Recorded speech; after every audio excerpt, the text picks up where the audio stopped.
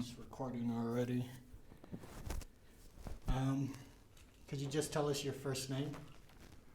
Well, in Ukrainian it's Mykita. Yeah, but for simplification, it can be just Nick.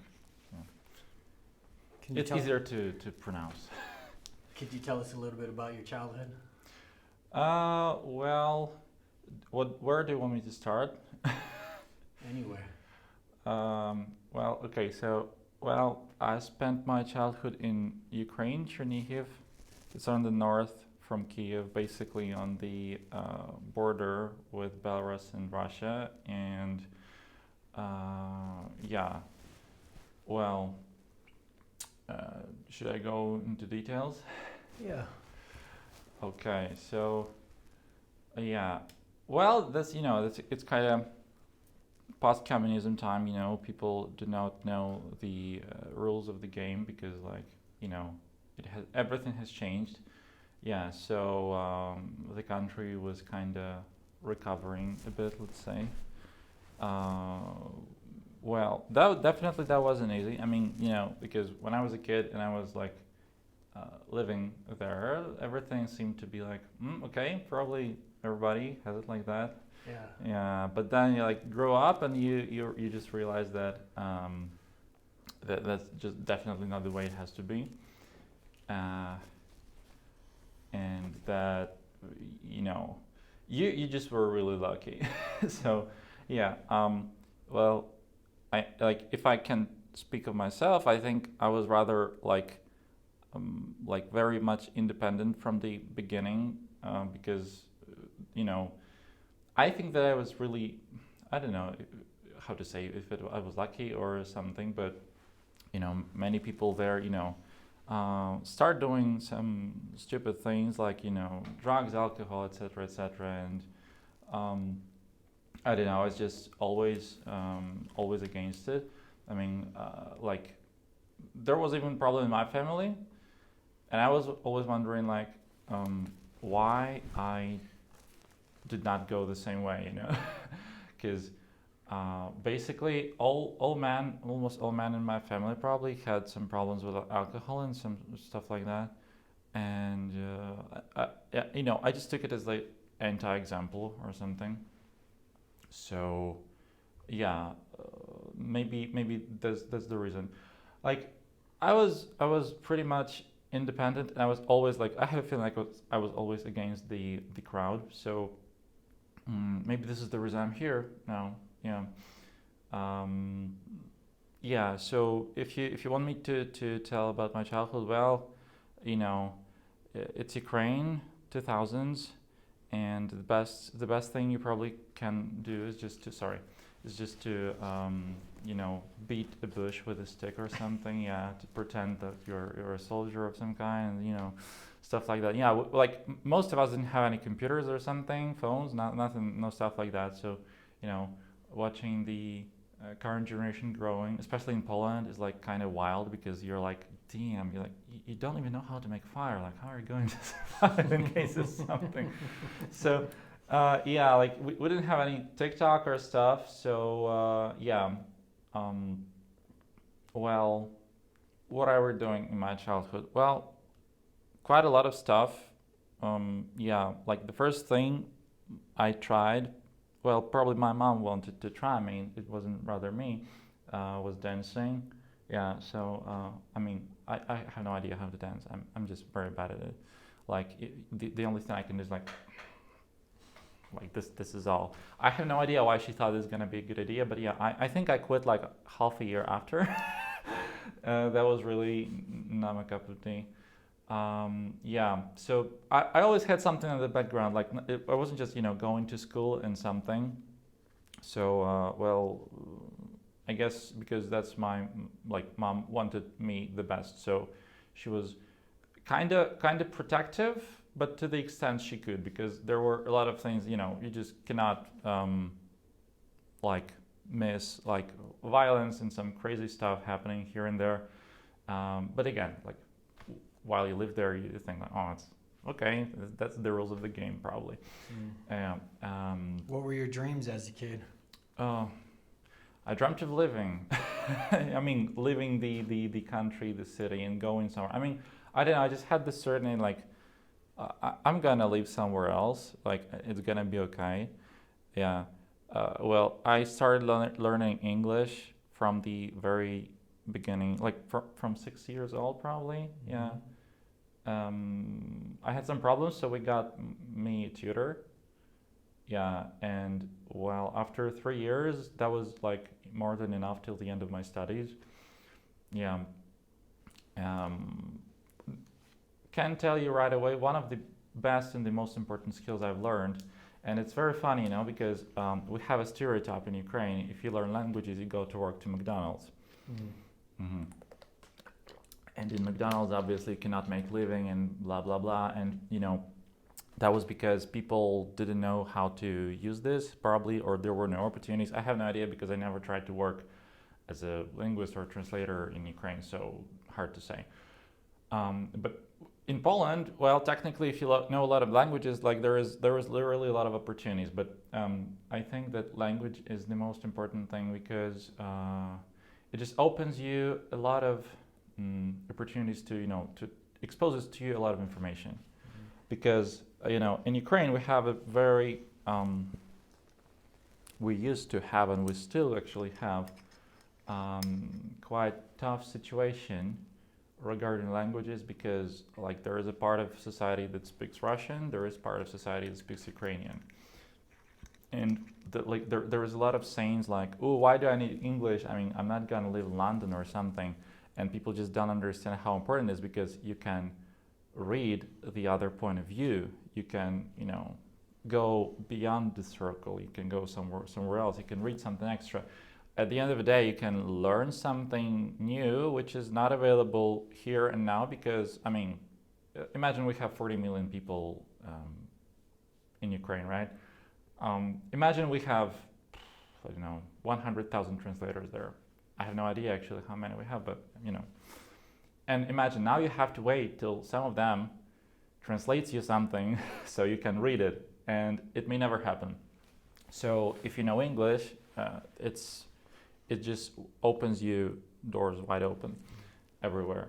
Yeah. So yeah, that was basically like my dream. Yeah. Then I got to music school, which was also quite accidental and funny, because I shouldn't have been accepted there. I mean, I went there at the fourth form, I guess. Yeah, that was the fourth form. So it was basically when I was, how much, 11, 10? I didn't know. Yeah, and I was like, and I came there in the middle of the year. And I was like, you gotta take me. And for some reason there was a teacher who was like, well, okay, let's try this. And like, to my surprise, it went quite okay, because I was able to finish like 2 years in 1 year, and go like that for 2.5 years, I guess. Yeah, ironically, I didn't finish music school because there were a lot of reforms with the education, and they were adding the year after year after year. So when I was getting to the sixth form, they were like, oh, okay, there is seventh now. And what do we have in seventh form? Nothing new. I mean, it's just the repetition of the same thing. And then I got to the seventh, and they're like, there is eighth form. And I got to the eighth form, I was like, nah, I was already like 17 years old, and I was like, nah, I mean, I have to go, abroad, and I knew that I'm going to go to Poland, so I was like preparing myself and stuff. So unfortunately, I didn't finish. There was another reason for that. I used to play in orchestra. Yeah, and I really loved it. Even though it was, this, have you watched Whiplash? I guess you should have. No? Watch it, it's the best movie ever. So it's a movie about the drummer who plays in the orchestra with the very crazy conductor who's like super duper demanding, who's like crashing, tables on people, screaming at them like, I'm gonna crush you, and like you have to work hard, mofo, and stuff like that. And we were kids. It was like, you're 10, like, okay, technically you should be 11, 12, 13 years old when you come there. And we were playing crazy stuff like Seasons by Vivaldi, and a lot of crazy, really difficult material. and I really liked it. I mean, it probably was some kind of Stockholm syndrome, but I really liked it. And then at the eighth firm, they were like, okay, that's violence enough. Like, no, we don't want this.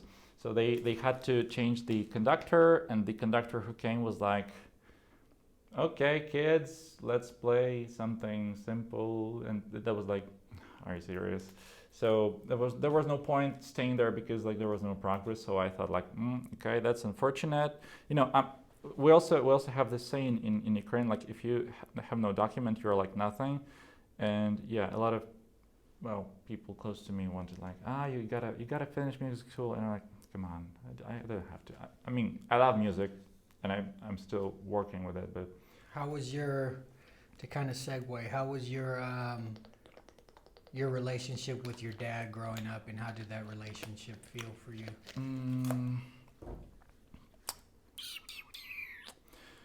Well, well, I didn't really have dad. I mean, like my mom and him parted ways, like really, really long time ago. I can't even remember this. And I had some kind of very, very, very harsh quarrel, probably. I mean, I never got into details, like, because, you know, there's her perspective and there is his perspective. And her perspective that he was not a good guy and blah, blah, blah. But, you know, my mom is also a very difficult person. So it's really hard for me to say whether he was that bad or whether she just, you know, she was offended by him, so she wanted to have her revenge this way. Yeah, so technically, like, even according to documents, I have no dad because she decided not to put him into my birth certificate, which is weird, but okay. I can tell you that I've seen, yeah, I probably have seen him, I don't know, at least I have a feeling right now. I mean, I know this is probably not true, but I have a feeling like I have seen him like 6 times in my life because, you know, my mom just never let him, you know, get close to me, which is weird. I had a stepdad, though, which was also not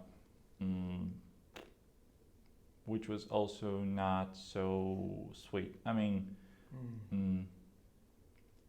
that was definitely not the kind of person that, you know, well, like there was a lot of misunderstanding because he was like a former soldier, you know, and I'm like the guy we call humanitarian. Like I do music, I do languages, some freelance, and, you know, a lot of intellectual work. And there was a lot of misunderstanding between us. So like after a certain time, I started to like also isolate myself from them. So, well, technically starting from like, I don't know, maybe 14 years old, I was like dealing with most of things on my own. There was also a reason because my mom was building a house, so she was busy there. So she was not even, you know, she was not even coming home because somebody had to look for the construction because, you know, something can be stolen, people can rob you and stuff like that. So yeah, how it has affected me, it's hard to estimate really. I mean, I'm okay with the way I am. Though I mean, I wish it was the other way, but I mean, you cannot change it. So, like, what to do now? Nothing. So, How was that? How did that feel for you briefly growing up? You know, the lack of your biological dad not there, and then your stepdad not being. well, technically, he wasn't also quite there. Basically, I was on my own all the time because, like, you go to school, then you go to the other school, then you come home, and they're like, "You're a little mofo, just go to sleep." And you're like, "Okay." So,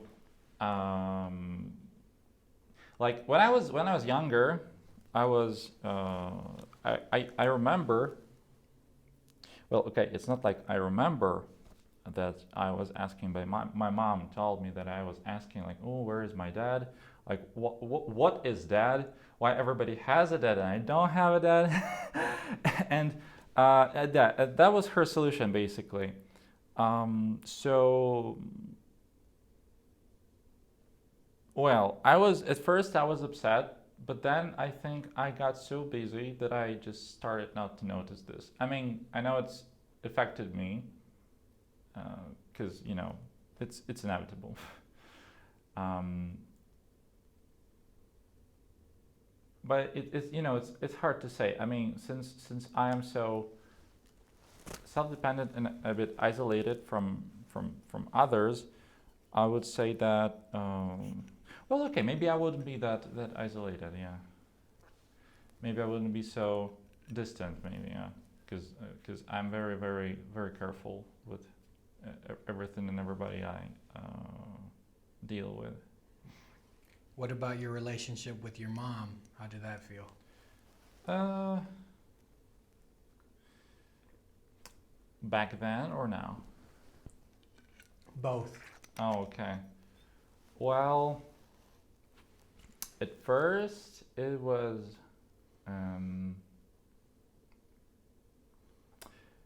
At first, I thought again that this is okay. Probably everybody lives like that. I cannot do anything. I cannot change anything.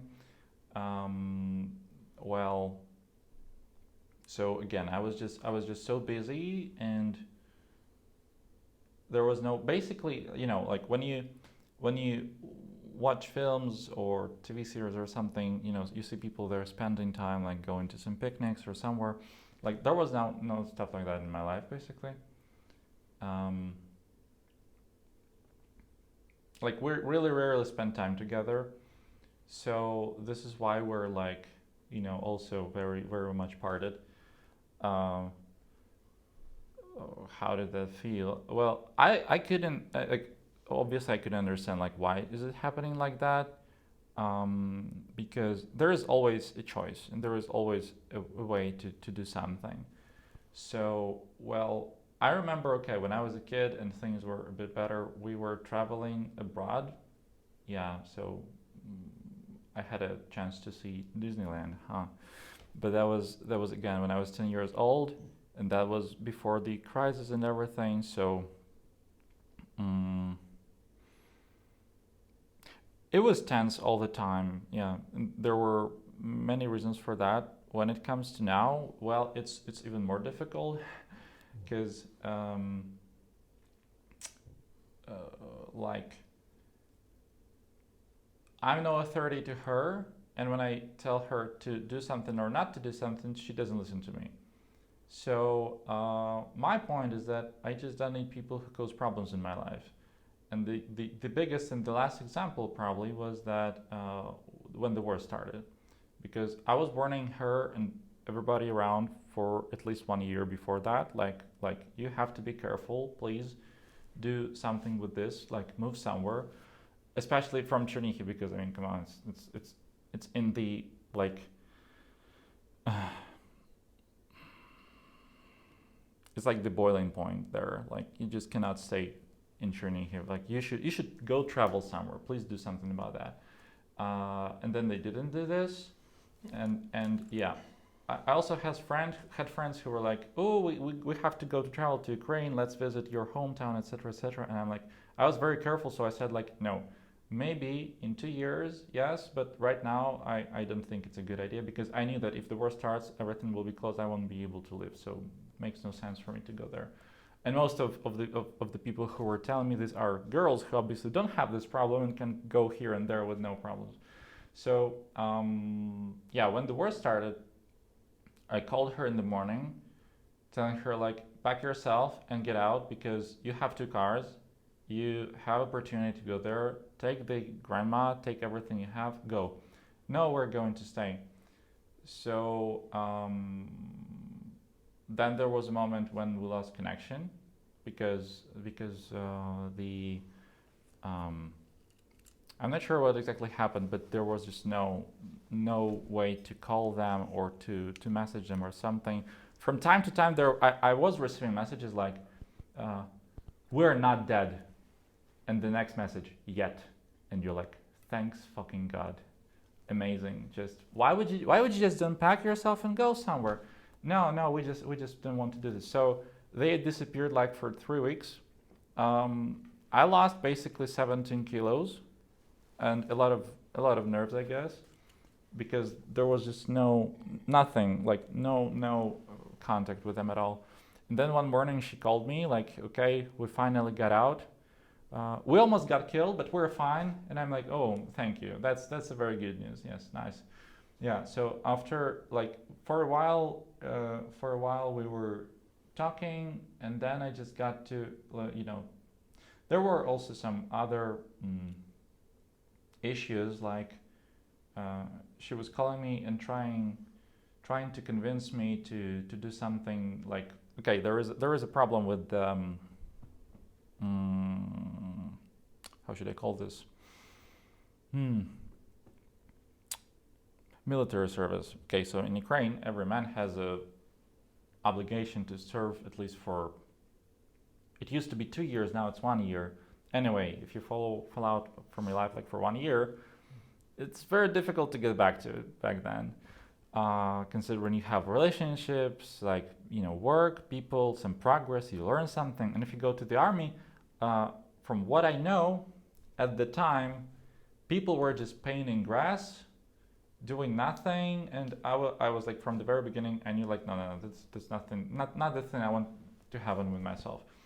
And you receive something like a message from time to time that okay, you have to go to this. I'm not sure how to call it actually, but you have to come to the commandature, maybe that's the word, and you have to get there. So you go to serve for 1 year, and the law says if I don't pick it myself, I don't have to go there, and since I'm not there, I have no obligation. I mean, I'm not a criminal technically, even though I'm trying to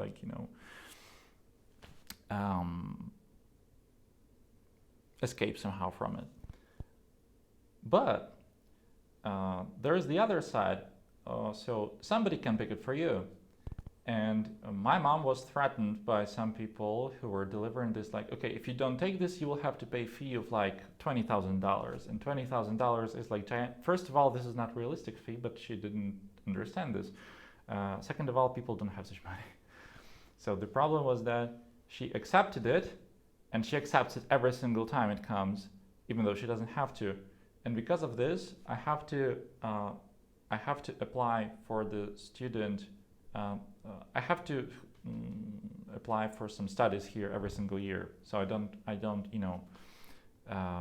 have legal troubles there, even though I don't live there. And at certain point, she started to ask me like, "Ooh, are you going to do this, and that?" And I was like, "Damn! I mean, I'm 25 years old. I mean, I have my own life already for actually many years, and like you're just doing this." And like you do not really care how I feel, you only care how you feel. So at a certain point, I just decided like, no, it has to stop now.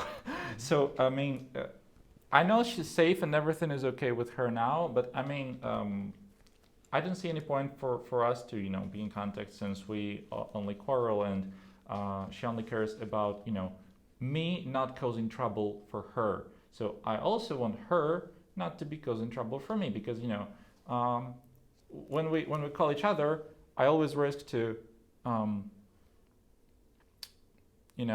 lose good mood for a few days, and she just actually really easily triggers me. So I mean, I just know this, and I'm like, okay, no, just thank you. So What's the biggest thing you learned from your parents, good or bad? Good or bad thing?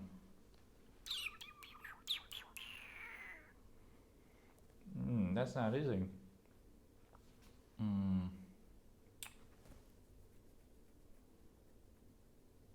Well, this is not technically a good thing, but it's also not a bad thing. It's really hard to estimate whether it's good or bad, but like count on yourself. But again, maybe this is not like they taught me. Maybe this is like I learned this from the whole situation. I was like, Mm-hmm. Okay. Uh, a bad or good thing. Mm. It's not like they were teaching me something directly, actually. It was like I was just trying to, I don't know, to analyze stuff and to come to my own conclusion.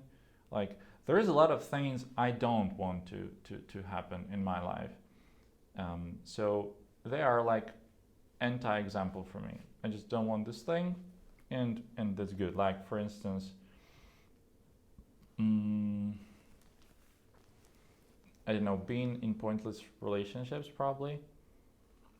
Like, like if you see it goes nowhere, like you know, if you try to push it further, you're going to suffer really a lot. So if things don't work out, don't try to make it better because it won't probably. I mean, between people. Um, what else? Mm, I've learned a lot about mm, codependence probably from them. Yeah, because like my whole family is just a gigantic swarm of codependent people. And they just don't see how they, uh, you know,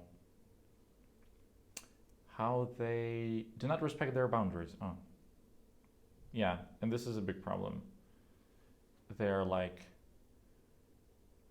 they think it's okay when somebody intrudes into your territory, so they think it's okay when they do the same.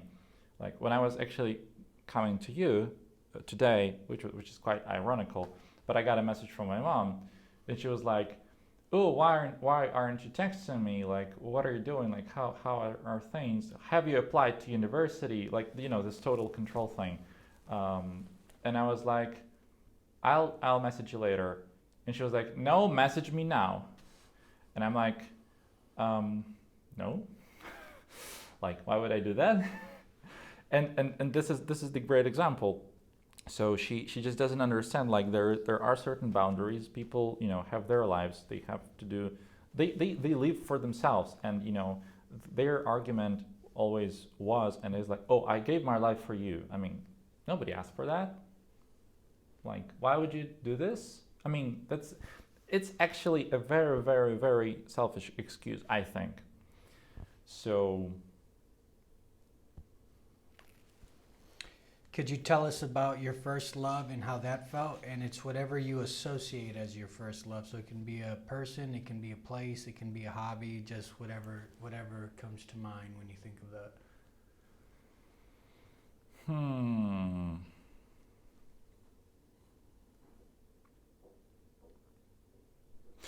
hmm, that is quite ironical because I first fell in love when I went to music school.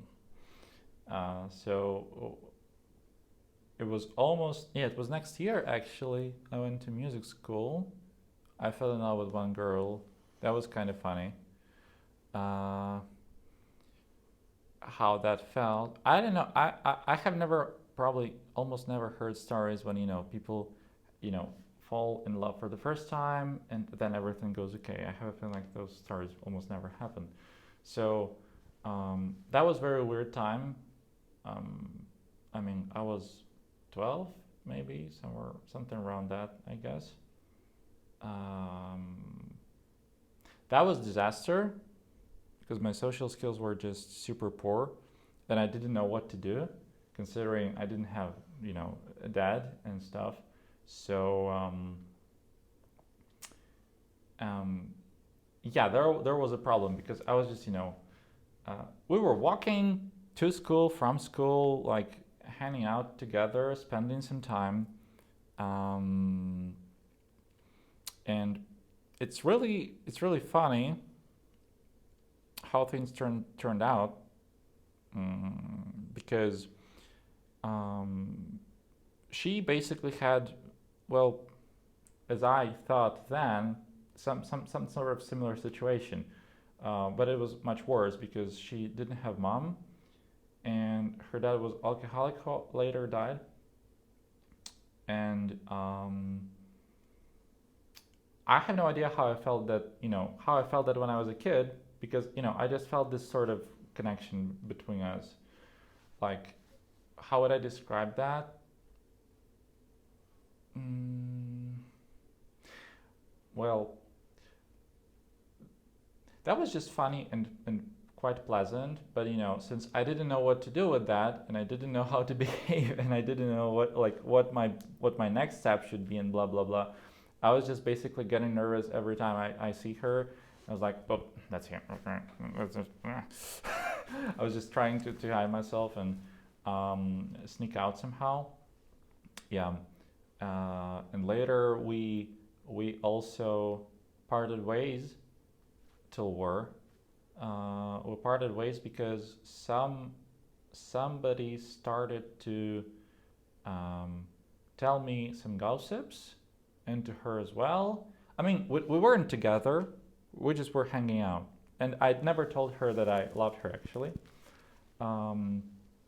because I was too young and I was like not sure what's happening and like what to do or how to behave and blah blah blah.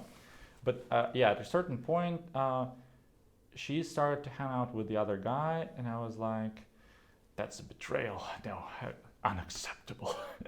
So I just, yeah, I just basically I just left. Yeah, and that was it. But yeah, ironically, it was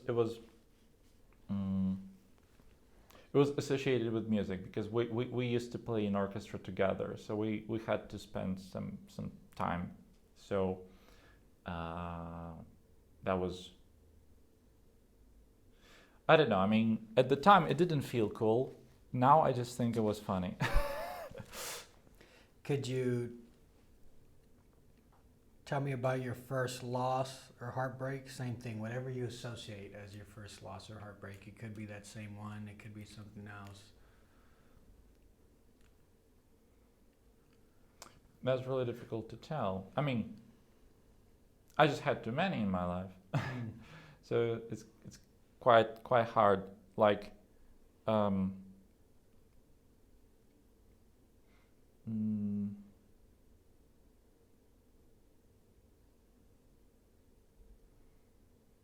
mm, mm. I guess that like first big thing like that was actually with this girl. Yeah. I mean, I just didn't feel it was fair. Like everything was okay, we were just hanging around, and then there's just some other random guy appears, and you're like, oh, what the heck was wrong? Yeah, and then it just spirals down to this self doubt thing, and you're like, oh Jesus, like what am I doing wrong? What's wrong? And you begin to you undermine yourself this way basically. So I guess that was the first thing. Then yeah, I actually had a lot of things like that. One of the biggest after that probably was the loss of one of my best friends. Probably, yeah, probably that was a best friend at the time. So, so we had a YouTube channel together, and that was this Wild West YouTube. It was 2011 time. So obviously we had a Minecraft channel and we had millions of views. Yeah. But we weren't doing just some simple stuff. It was like we were creating like a little basically like a TV series, but we were just making construction, staging everything, thinking of camera angles and blah blah blah, looking for people so they can play actors and stuff like that. That was really cool because it felt like a real film. Mm-hmm. And then we were just getting more and more and more into it. Like I started learning After Effects with some tutorials on YouTube and everything. And then he was one year older than me. And yeah, of course, at a certain point he got a girlfriend. And I didn't have a girlfriend. And he got a girlfriend. And I didn't have one. So he was hanging out with her most of the time and telling me like how great everything is and blah, blah, blah. And I'm like, man, we gotta make the next episode. And we also started to get the monetization. I mean, first money from AdSense, not really big at the time, but since it's 2011, having a million views in 2011 and 12, okay, plus minus, that was, it's not the same as today. So, yeah, that was a really big. It was like probably one of the first big successes, like really big successes, because it could have changed our lives, and I knew it. And I was like, okay, we gotta make next episode. We gotta, make better quality, do this, and that. And then basically everything fell apart. So first of all, my mom was so conservative. She just cut off the internet for half a year. And I was like, what are you doing? Why? Why would you do that? You have to study. You don't study good enough. You have to do this. And I'm like, no, you just can't. No. But yeah, I mean, since everything was like on my computer, but because my computer was better than other guys' computers, I mean, I was a cameraman. I was making the the cuts. I was assembling everything together, editing and blah blah blah. So everything was on my computer because I also had the most memory, so I could have a lot of footages and a lot of things like this. And yeah, so first of all, my mom cut internet. Then I was trying to find some ways to just, bypass it somehow. And then he was like, oh no, like I mean, I'm spending time with girlfriend, everything is fine. Like I don't have time for this thing. I'm like, no, you just can't do it to me. Like why? And then we really slowed down, because before that episodes were like released like monthly. Then we slowed down for like 4-6 months, maybe, for really long. And at the time, we partnered with guys who were just releasing something simple, so people were like still engaged. It's funny how we understood it all, because we were like 13, 14 years old guys from basically from a village who didn't know anything. We didn't know English well. We couldn't find any tutorials or something. Yeah. And then we decided to have a music band. Yeah, so we were also playing in a band together.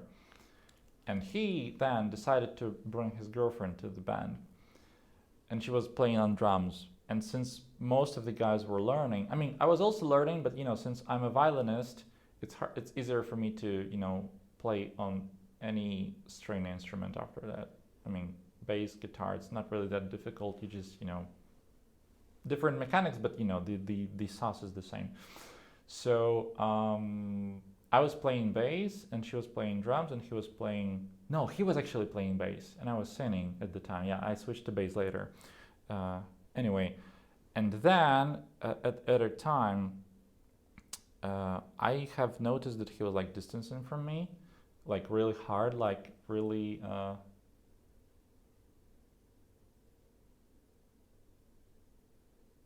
I cannot find the word, but like he just basically tried to sneak out every single time I was trying to talk to him. And at a certain point, I have heard something that he wants me to quit the band somehow, so they kind of live together and find new vocalist. I was like, okay. And then he started to lie to me. So I basically I stalked him for a while. So I was like, so you said that you do not date her, but you date her, and on top of that, they kind of fell apart, and she became a girlfriend of our friend, and that was really complicated. And I was like, no, it's time to stop. Like this has to end now.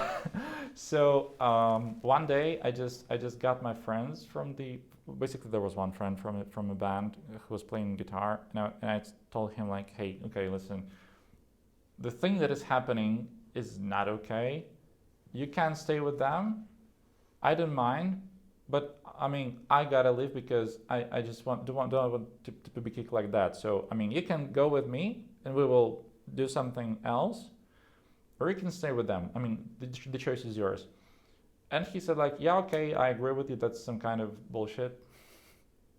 Yeah, so we told him this next day.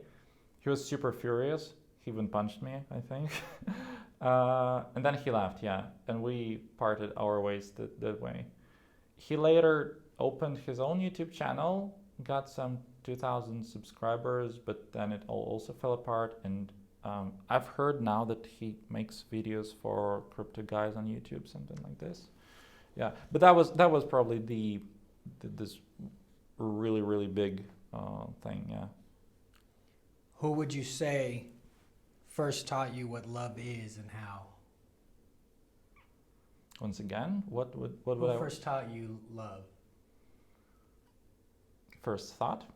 Taught. Or what? Who or what first taught you love?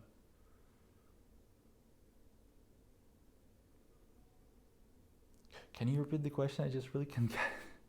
So who would you say in your life, like the best example of love, or the best thing or moment that gave you an understanding of love?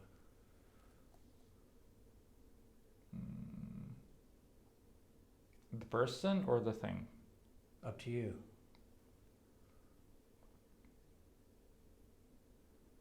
Or what's your definition of love? How do you define love? That's a difficult thing. That's a really difficult thing to tell. I mean, I parted ways with my girlfriend right when the war started. So,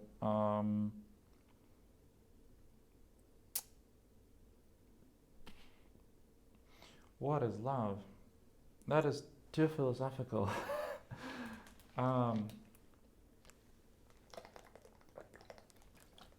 I guess probably this is when you accept and support somebody no matter what, and you do not demand anything in return, maybe. Or maybe no, maybe other way. Or maybe no. Damn, it's difficult. That's a good one. That's really difficult. Like, the problem is that everybody has different definition of this. What's your definition? My.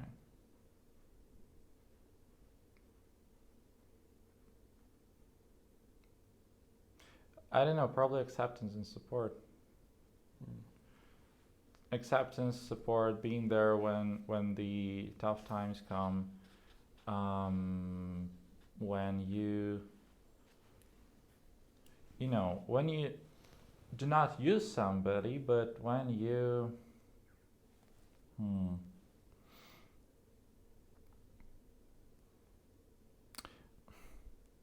well, okay, but love is about two people as well. You know, it's a thing that goes both ways. It cannot be like just, one directional, because like, or can it be? No, it actually can be. Depends on the person, and depends on the kind of love. Because like, I can say that I love some of my friends, so I'm giving them gifts for their birthdays, and I'm kind to them, and I'm ready to help them whenever they need, even though we do not talk really often and blah blah blah. And I don't really expect anything in return. I mean, I just feel okay with this.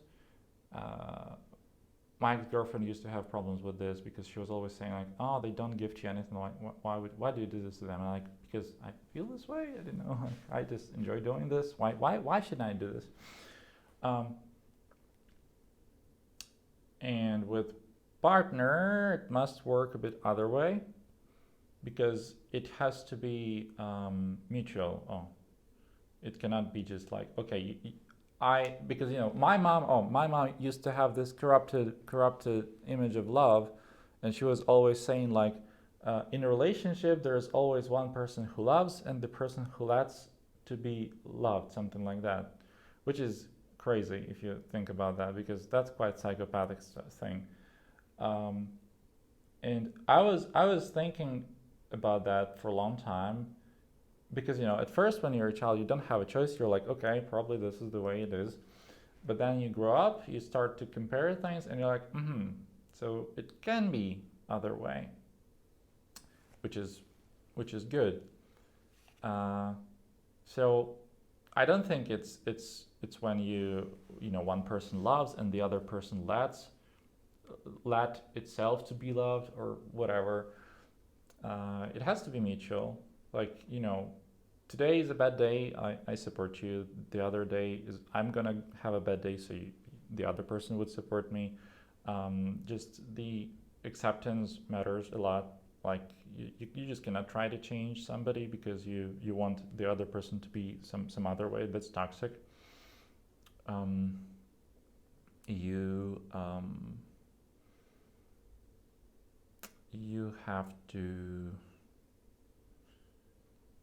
you just have to relax and have some good time. Like if you enjoy it, you enjoy it. If you don't enjoy it, like just stop. I don't know. Mm, Wasting your time and the other person's time because it's not going to work out. Like you do not have to try to change each other in a relationship. Definitely. Like, of course, there are certain boundaries and certain things that probably might be just a bit twitched, but you just cannot say like, oh, you work in finance and I don't like it, so you have to go somewhere else. Like this is not the way it goes because you either accept it or not. If you do not accept it, you should not be together, I think. What's a bad day like for you? How do you get through that bad day? Do you mean emotionally? Yeah.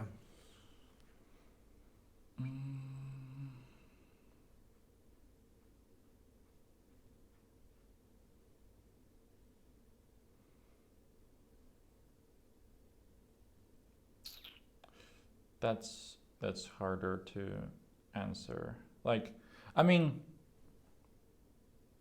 I wouldn't say I'm a positive person because I have a feeling like I have bad days really often. And yeah, like I'm just used to this, and I'm trying to have some fun with bad days. But like, if it's a really really really bad day and like nothing works or goes the way it should work, the way it feels, oh, it's just amazingly bad. Like, I also have a feeling like music sometimes influences me. It's not like I listen to something that I feel. It's like I feel something I listen. So if I'm trying to distance myself from sad music, even though I really like it. I mean, I'm in love with Radiohead, for instance. But if the moment I start listening to them, I first think like, oh no, like this is really bad.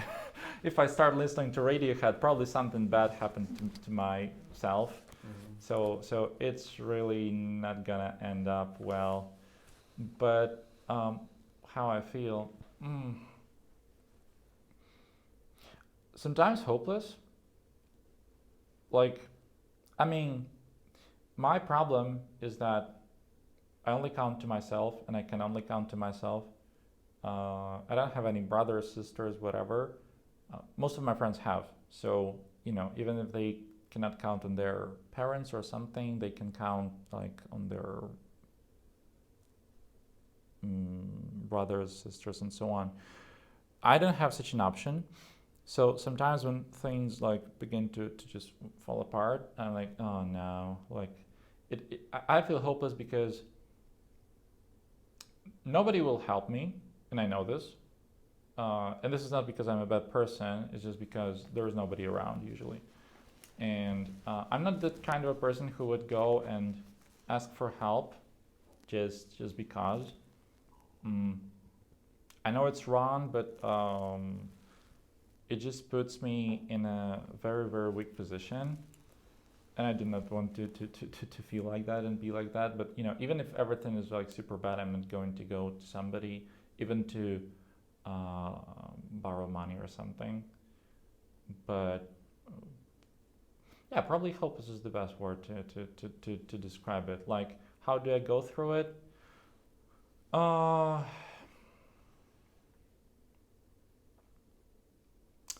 Sometimes I have those states when you just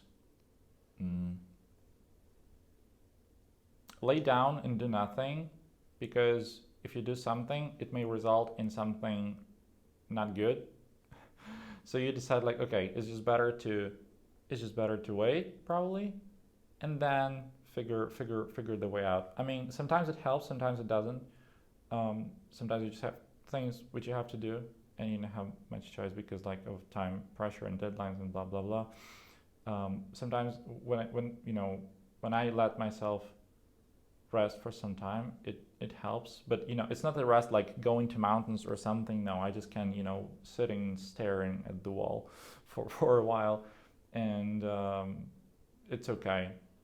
I mean, I'm a bit used to this. Mm.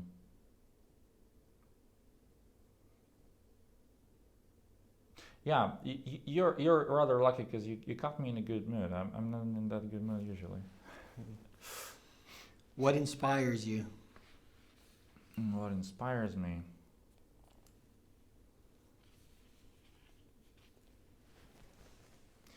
People, deeds, good music, hard work. Yeah.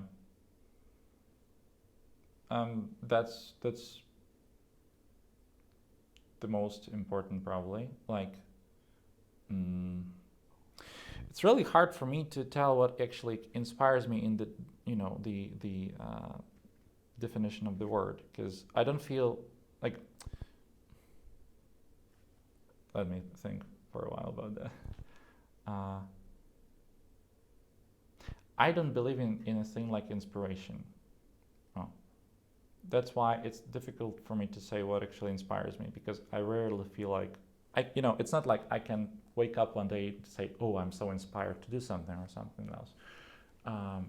It's more like, and it's also not motivation. I don't feel in both inspiration or motivation, whatever. I just believe in hard work. So probably this is what inspires me. Like if somebody does some really cool hard work, probably the best example is with music. Like in music, there are so intricate, so many intricate layers of this thing, and most of them are probably notable to regular people, and they will never find out what's really happening there.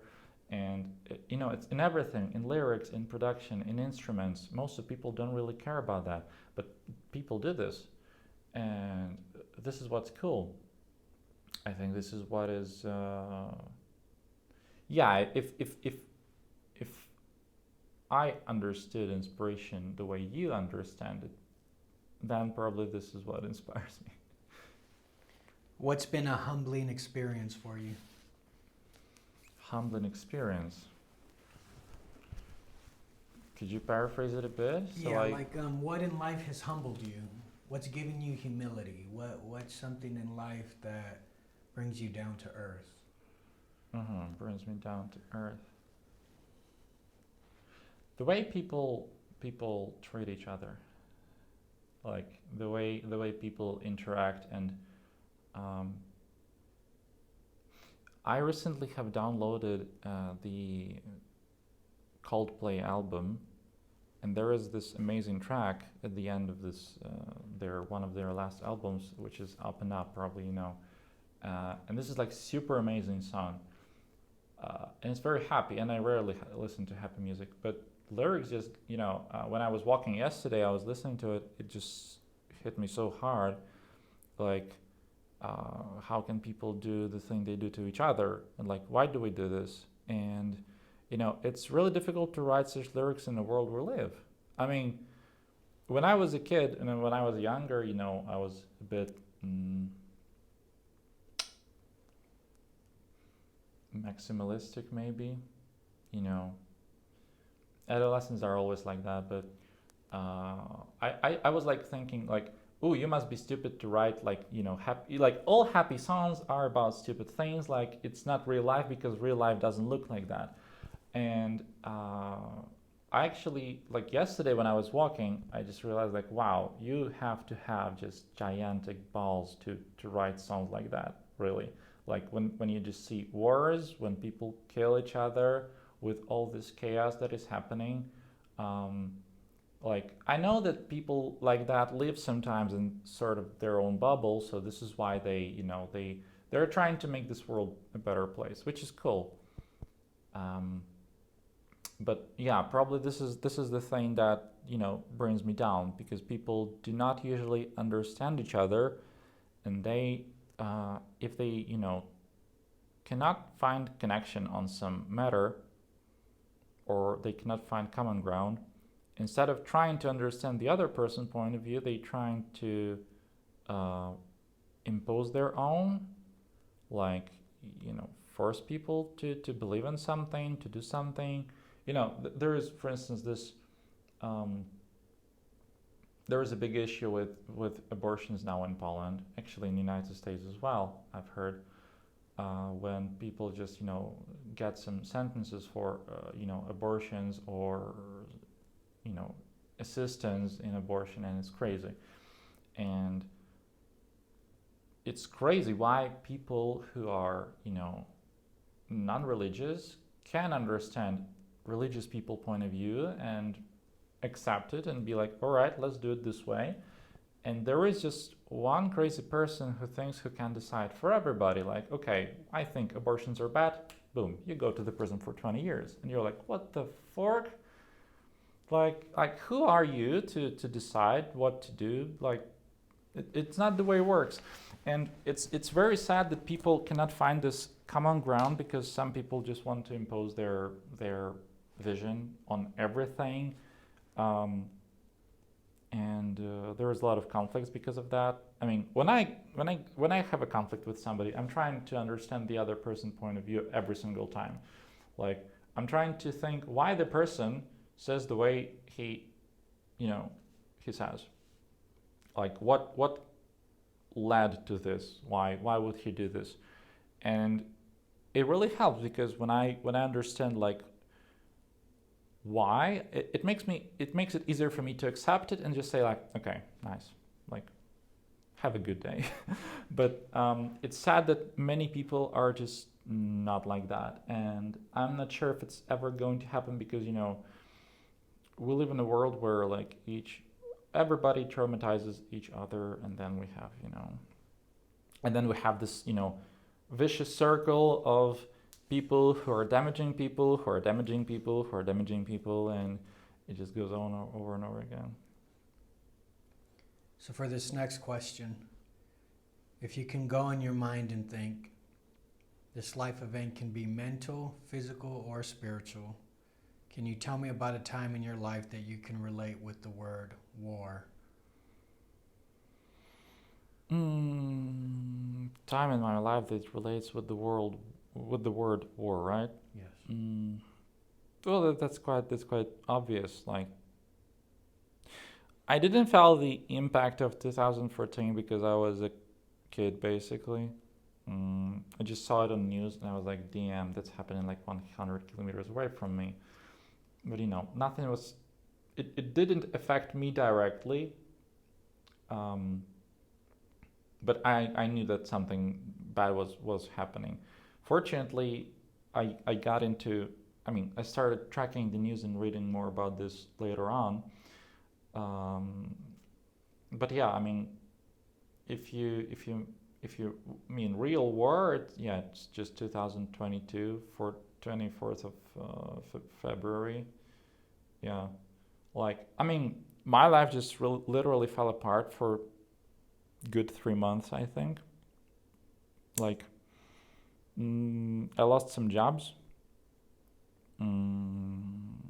Yeah, I parted my ways with girlfriend. Like, my family, no matter who they are, almost got killed. So that was crazy time. Yeah, and I had friends. We were texting each other, and they were sending like farewell messages, and you're like, damn, this is crazy. That was horrible. Yeah. I hope like there will be no other so dark period in my life. It's inevitable, of course, because life is full of suffering, and somebody's going to die, and I'm going to be sad, and a lot of things like this. But everything just combined together and just just punched me right in the teeth, you know. So that was it. Yeah, before that, it wasn't really that hard. I mean, life was hard, but it wasn't that brutal.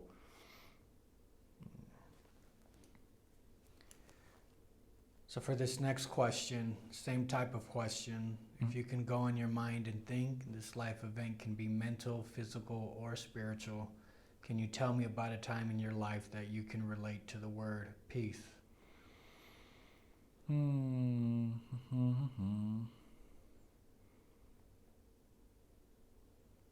Yeah, I think that was. We're talking about peace, right? Yeah. So definitely it's just childhood. Like first, no, not first. Probably when I was in the elementary school, because. Uh, but I think it's quite obvious because life was different, people were different, everything was more or less okay. Um, Everybody was happy, nothing bad was happening then. I mean, I know it was happening, but it didn't affect me directly. But that was the most peaceful time in whole life probably, because yeah, when I was teenager, there was a lot of things happening. When I was younger, there was also a lot of things happening. We were moving from place to place. My mom was like trying to be with dad again. Then they were partying, trying to be again, partying. Very weird story. And yeah, and also again, like our whole family was basically living in one flat. So with granny and grandpa, and there were also like quarrels because of something. So the most peaceful time was probably when my mom bought new flat and we moved out together, and we lived there for 3 4 years maybe alone. But then everything just started over because family, they're just they were so dependent on each other that they just couldn't spend time on their own, and that was and is um, horrible. Yeah. Mm. What's the happiest moment in your life? Hmm.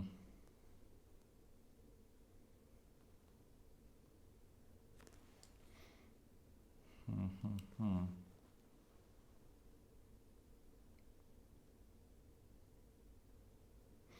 That's that's the most difficult question for today, actually. I guess maybe for most of the people, it's actually the difficult question. Um, I don't know. Frankly, I have no idea how I felt then, but mm, I think it must be the day when I first took violin. Mm. Yeah, because that's when my journey with music started. So so I think it must be it.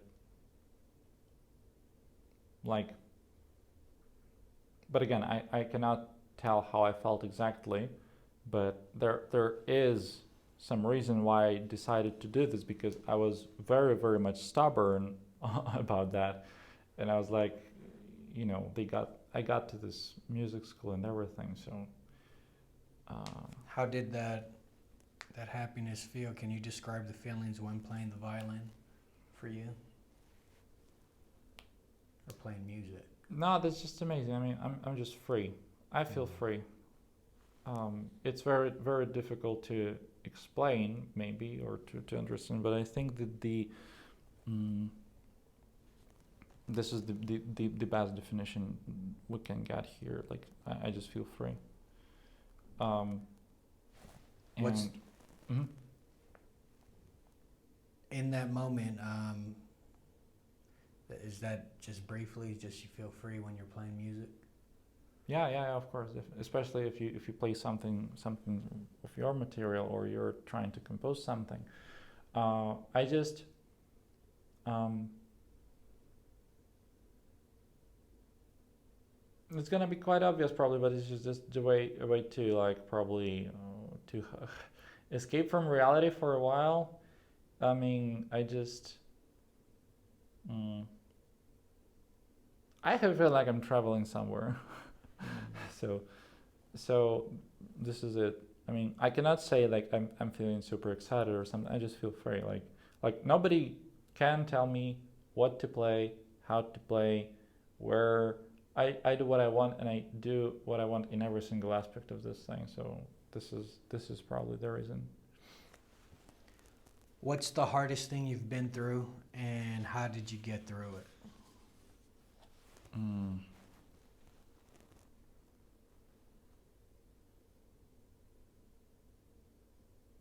Yeah, so far I think that again this is the war, but this is because a lot of things just stacked together. But how I got through this, mm, I started helping. I started helping people who needed help more than me. So I don't think about like myself. Um, this is not good. This is definitely not good because um, you know you have to think of yourself first. It's like on a plane when the plane is falling, you have to wear this oxygen mask on yourself first and then on your kid, because if you don't take it on yourself, both you and your kid are dead. So that was quite stupid of me. Um, and I have a feeling, unfortunately, like I'm never going to do this again, maybe, because it's very difficult. I mean, when you're trying to help people and people, are getting uh, irritated and they're being more and more and more demanding. I mean, I've heard a lot of stories when people were escaping from war and they were getting to some apartment and they were getting for free, and there wasn't luxury facility, but it's better than nothing. It's better than to stay outside. Warsaw is a very cold place sometimes.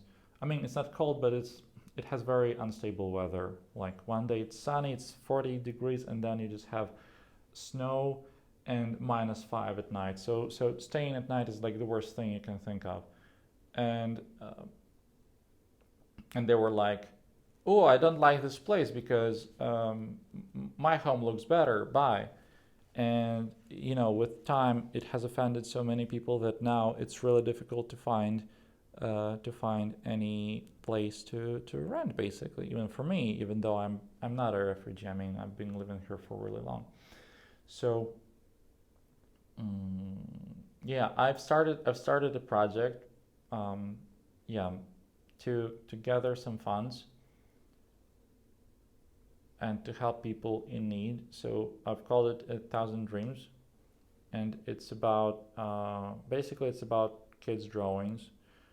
So I decided to collect like 1,000 drawings. I've turned them all into NFTs, and then I'm trying to sell them. I finished collection actually quite. When was that? Now we have mid-September. Okay, so it's almost 2 months ago. Yeah, so I started basically in March and I only finished like 2 months ago. And I've listened to so many stories that I understand that I'm not in a so bad position, because there were a lot of crazy stories from and it's not like from people, it's from kids, because this is the it's even worse because they don't understand what's happening, and sometimes they're just trying to they're drawing something, especially up they were drawing the most intense stuff after they left, like for 1 month or 2 weeks, and there were kids like drawing a dog, and you approach a kid and you're like, oh, that's a dog, that's so cute, nice, like, and like, what's your dream? Oh, I like, is this a dog? Yeah, I wish we didn't eat a dog we had at home because we were starving to death. And you're like, nice, amazing. And I'm a bit, how should I say it?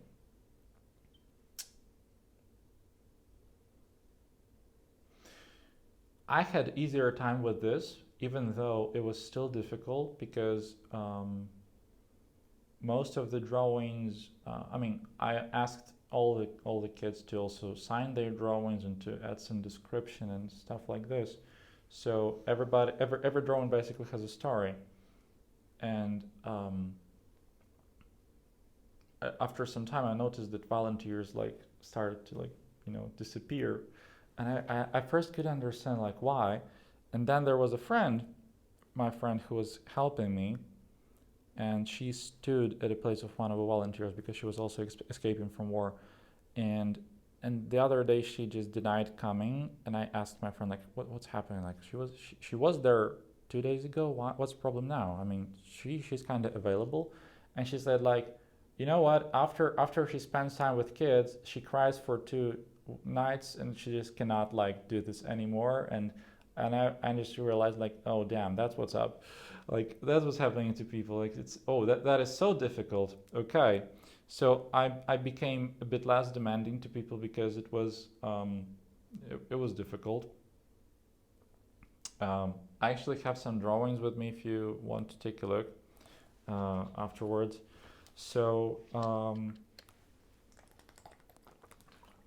the point of a project is like we're collecting drawings. I'm trying to sell them.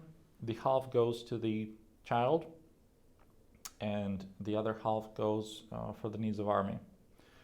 Yeah, but since I weren't taking care of myself, I don't really have much funds for any marketing now. So this is what I'm going to take care of for next half a year. So yeah.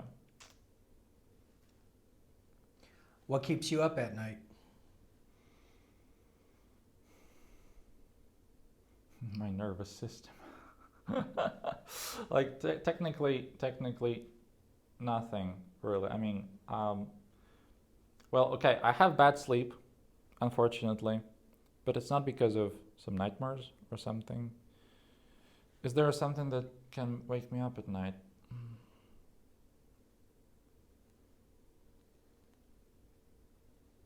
What keeps you going every day?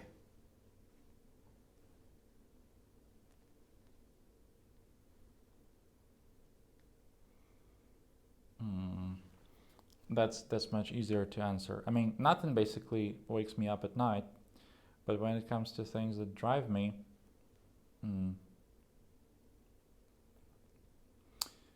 I think, I mean, it may sound weird, but I think that's revenge. Because, but it's not like a revenge where, I want to conquer the whole world and then nuke it. Not like that. It's like,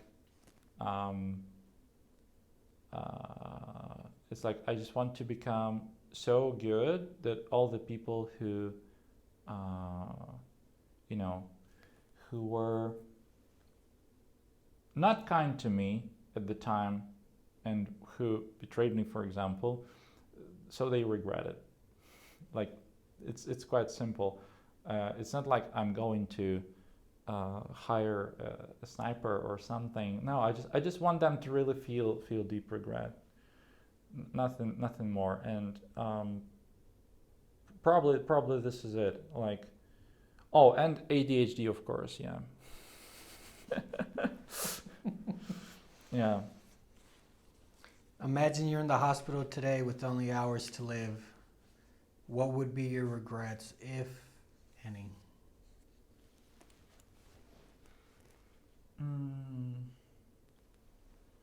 Well, technically, if it happened, I wouldn't regret of anything because I cannot change anything already, so it's too late. But and there is no point in regretting this. So if I have like 5 minutes to die, probably I would like to have some fun. But on the other hand, I probably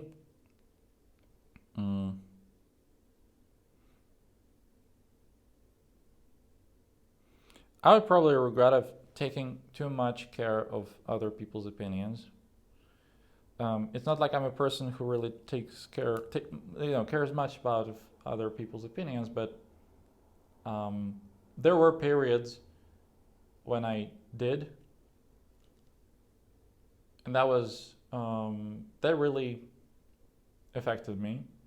So this is probably the only thing I really regret, of, you know, like caring too much, so it affects my behavior and my belief, sometimes making me, disbelief in myself, whatever. So you're alive and well. You're gonna make it. Can you change that regret or or make amends with it? Could you read once again the beginning? So you just stated what your regrets would be if you had a few hours to live, Okay. but now you are alive, right? So looking at that situation, do you think you can change that regret that you just said? Yeah, of moving course. forward? Of course. I mean, very, very easy. This is something. I mean, it's not like I'm struggling with it every day, but I just keep it in mind, because there was this period in my life when there were some people who I thought were my friends, but they weren't, and it affected me really hard, and I will just never let myself to, I will never let myself, how should I say this? I won't let this happen again. You told me what your dreams were as a kid. What are your dreams now?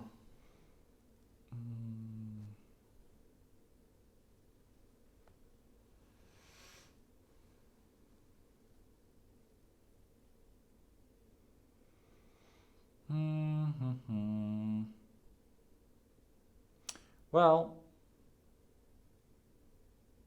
having a band, heading Glastonbury, being the best version of myself. That's it. Having a lot of fun. Like life is too short to be upset or rude to others or something. So, the thing that I'm the only thing I can think, it's not like a car or a partner. I mean, it's too little and simple because most people have it, and it's just too little for a dream. Dream has to be something really big, and sometimes maybe something that you cannot reach. Is it possible for me as Ukrainian to reach Glastonbury? I don't know. We'll find out maybe soon. This is a very crazy thing. But yeah, that would be it, I think. You're the co-author of your life story. What's your picture perfect ending? And it's not necessarily the end. It's as if your life was a movie or a book. What's the scenic ending that you would envision that's yours?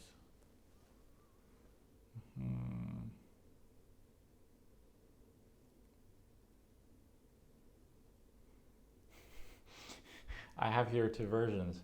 The first one is me standing by the window drinking wine while the nuclear bomb falls on my head. That would be amazing. The other thing would be I'm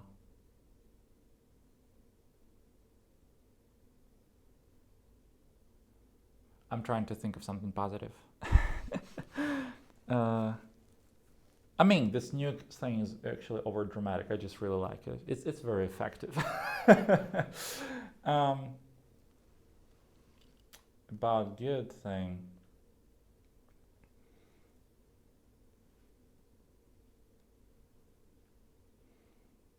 I don't know. Dying on stage is too mainstream. It's boring. Dying in a circle of a family is also doesn't sound like an option to me. Yeah, it's not necessarily dying. It could just be like that happy end. Yeah, that happy ending. Yeah. Okay, so we're having this Glastonbury show, and I'm wearing a jetpack, farewelling and just flying into the sunset. There you go.